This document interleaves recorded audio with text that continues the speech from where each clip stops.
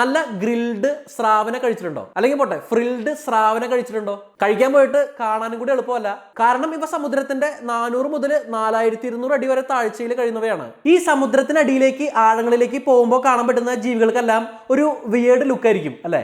ആ ഒരു ലിസ്റ്റ് എടുക്കുമ്പോൾ വിയേർഡസ്റ്റ് ആയിട്ടുള്ള ഷാർക്കുകളിൽ ഒന്നാണ് ഈ ഫ്രിൽഡ് ഷാർക്ക്. ഒരു ഈലിന്റെ പോലെയുള്ള ഫ്ലെക്സിബിൾ ആയിട്ടുള്ള ബോഡിയും മറ്റ് ഷാർക്കുകളുടെ റിസംബ്ലൻസ് ഉള്ള ഒരു തലയും. ഇവയുടെ ഈ ബോഡി സ്ട്രക്ചർ ആഴക്കടലിലെ ഹൈ പ്രഷറിലുള്ള ഈസി മൂവ്മെന്റിനും അതുപോലെ തന്നെ ഇടുങ്ങിയ സ്ഥലങ്ങളിലേക്ക് പ്രവേശിക്കാനും ഹെൽപ്പ് ചെയ്യുന്നതാണ്. ഈ മെയ്റ്റിങ്ങിന് ശേഷം നമ്മുടെ ഗ്രീൻലാൻഡ് ഷാർക്ക് പ്രസവിക്കാനായിട്ട് 18 വർഷം വരെ സമയമെടുത്തേക്കാം എന്ന് പറയുന്ന പോലെ തന്നെ ഫ്രിൽഡ് ഷാർക്കുകൾ പ്രസവിക്കാനായിട്ട് 3.5 വർഷം വരെ സമയമെടുത്തേക്കാം എന്ന് പറയുന്നു.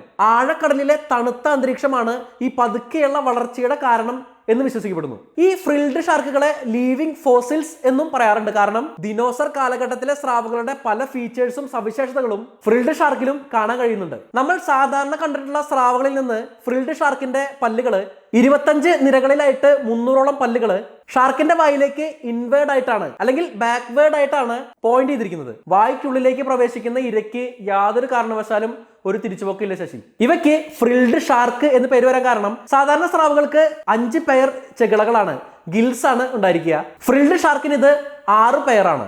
അതിൽ ആദ്യത്തേത് നീളം കൂടിയതും ഫ്രിൽഡ് ഷാർക്കിന്റെ തൊണ്ട വരെ നീണ്ടിരിക്കുന്നതും ഒരു കോളർ പോലെ നിൽക്കുന്നതുമാണ്.